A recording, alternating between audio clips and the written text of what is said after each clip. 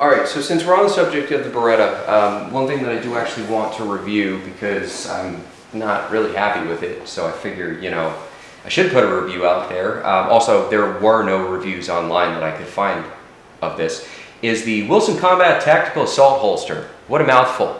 What a stupid mouthful. I cringed when I bought this holster. The Wilson Combat Tactical Assault Holster. I felt like, when I bought this holster, when I put it on, choppers should be launching rockets in the background and things should be exploding around me, and none of that happened. And I was really disappointed. Wilson Combat, again, I highly doubt you guys are going to see this, but if you do, change the name. It's stupid. It's just dumb. And it's not fooling any, well, okay, maybe it is fooling anyone because it is marketed to IDPA guys. No offense. But again, it's a dumb name. So just seriously, guys, think about changing it to something better. At any rate, I did go ahead and buy this holster because finding holsters for the M92A1 is kind of difficult. Not a lot of people are producing them, and the holsters that were out there from Blade Tech, I didn't really like. I really specifically wanted a certain feature set, which this one theoretically came closest to, and let me explain that.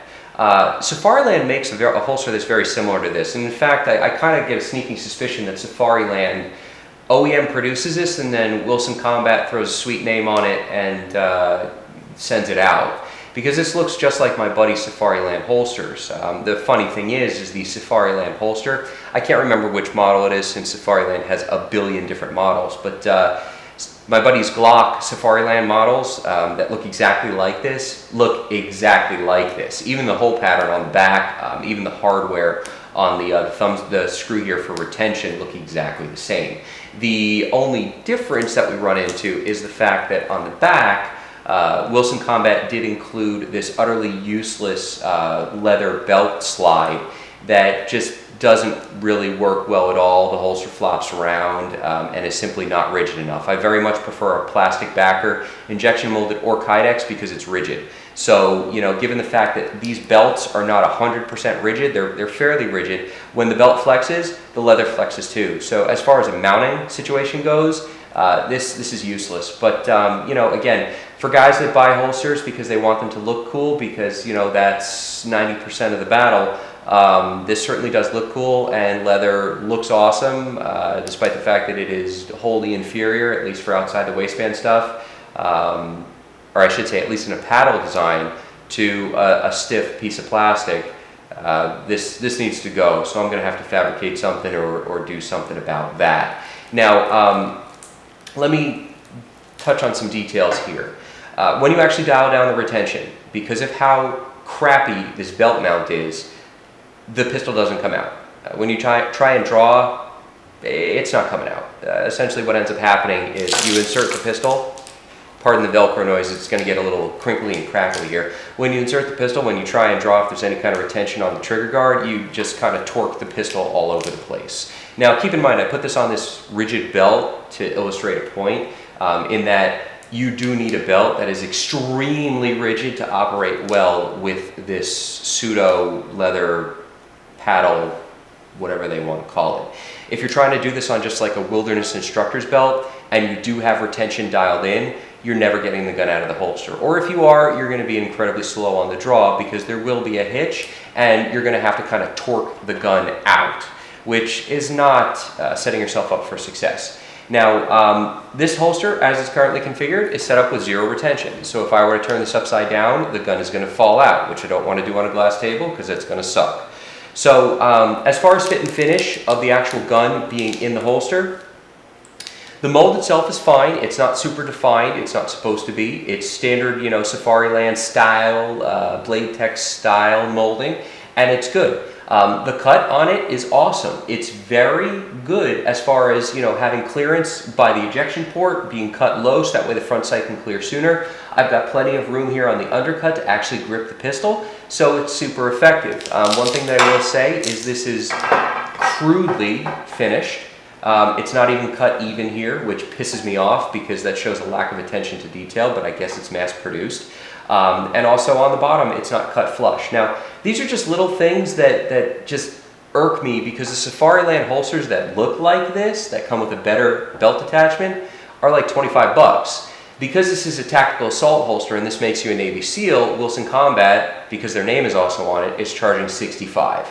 So I kind of feel like an ass for spending that much money on something that, in my mind, is a $25 holster, or 30 bucks, whatever it is Safariland is charging for those things.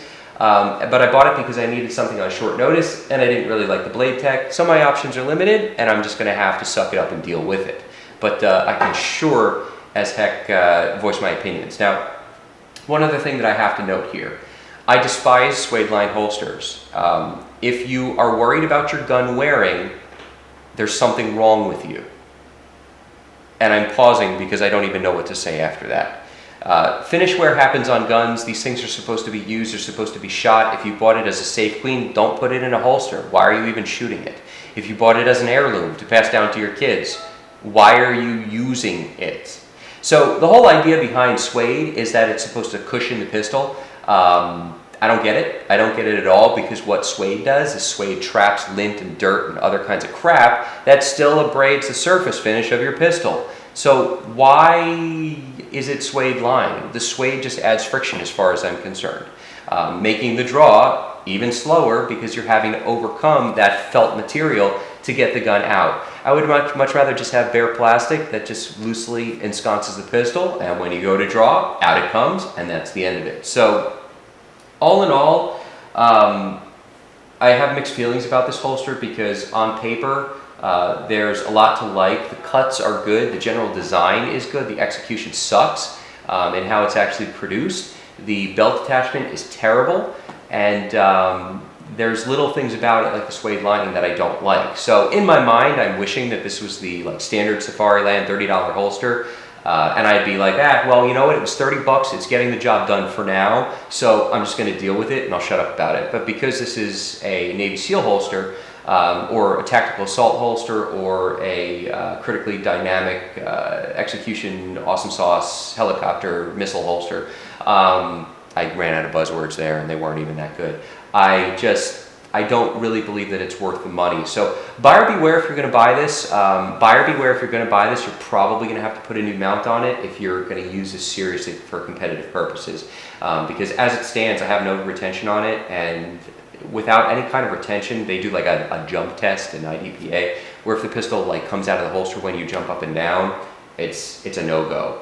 I don't think anybody really enforces that, but for peace of mind, I like to have just a teeny little bit of retention, and this has none, other than the fact that there's so much friction on it from the damn suede that you can't draw it very well. So I guess in essence it is kind of working.